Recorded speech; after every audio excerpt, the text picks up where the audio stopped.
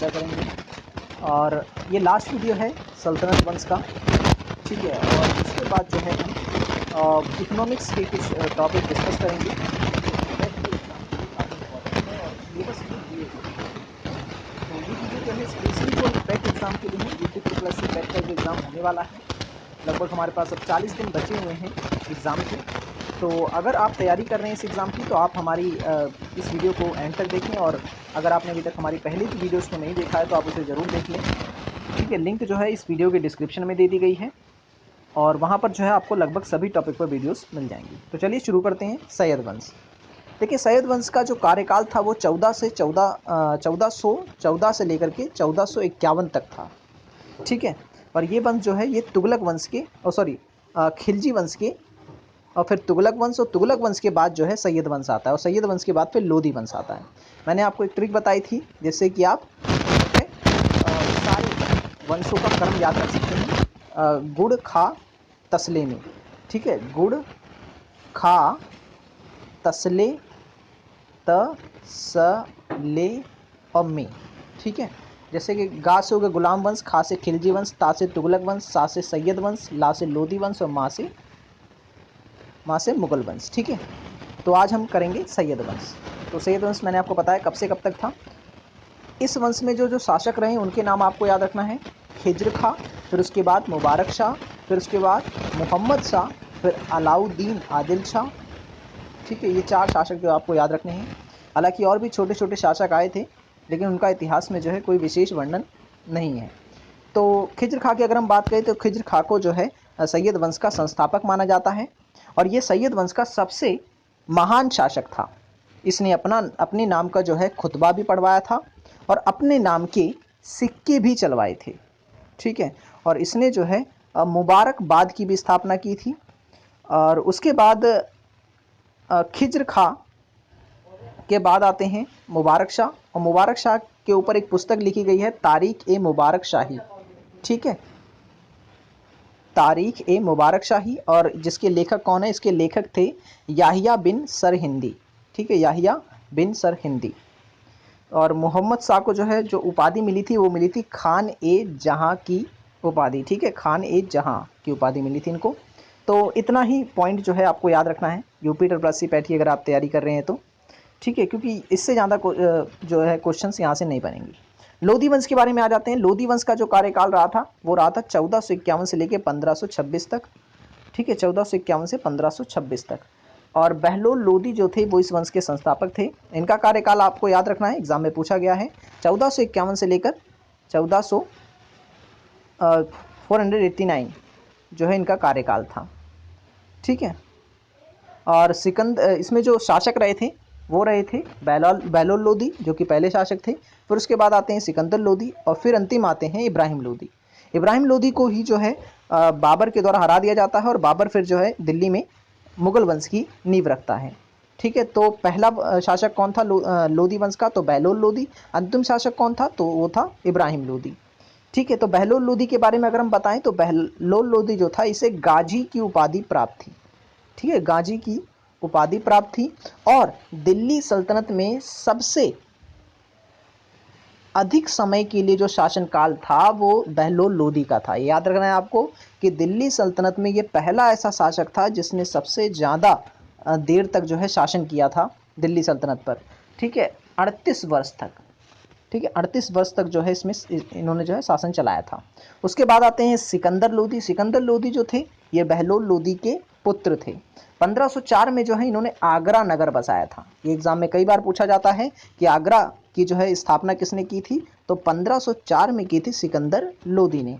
और इसी आगरा को फिर उन्होंने राजधानी भी बना दी थी 1506 में, ठीक है। और भूमि के नाम पर जो है, भूमि के नाप के लिए जो है, नाम नहीं नाप के लिए इन्होंने गज ए सिकंदरी नामक पैमाना शुरू किया था, ठीक है।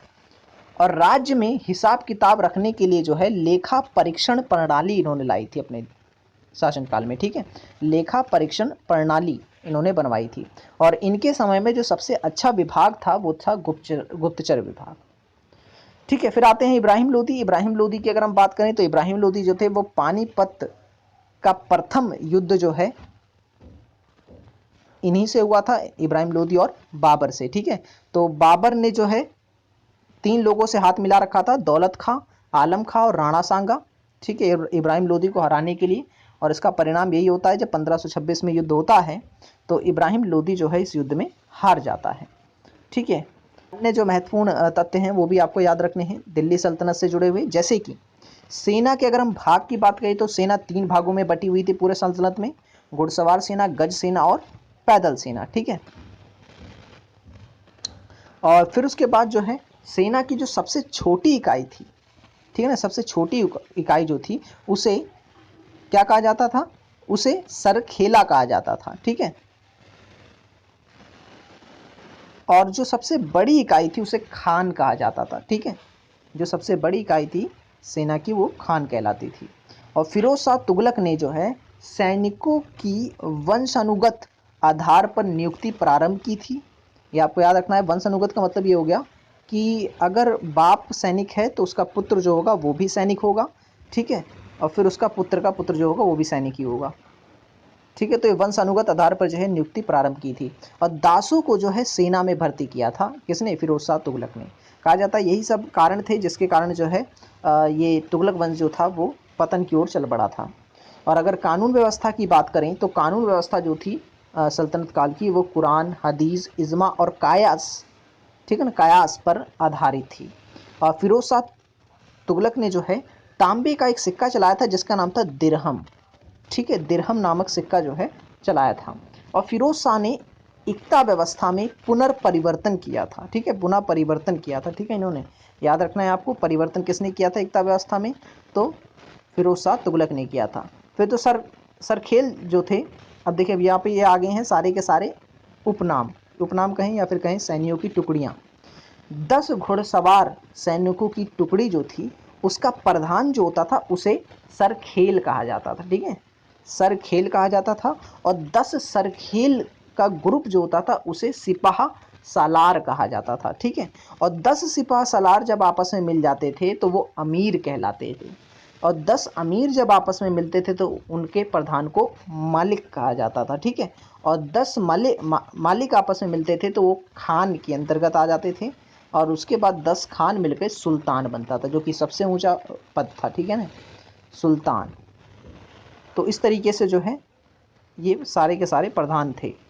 अब नेक्स्ट अगर हम डिस्कस करें, हाँ, न्याय व्यवस्था की अगर हम बात करें तो न्याय व्यवस्था भी जो है सल्तनत काल में काफ़ी अच्छी थी।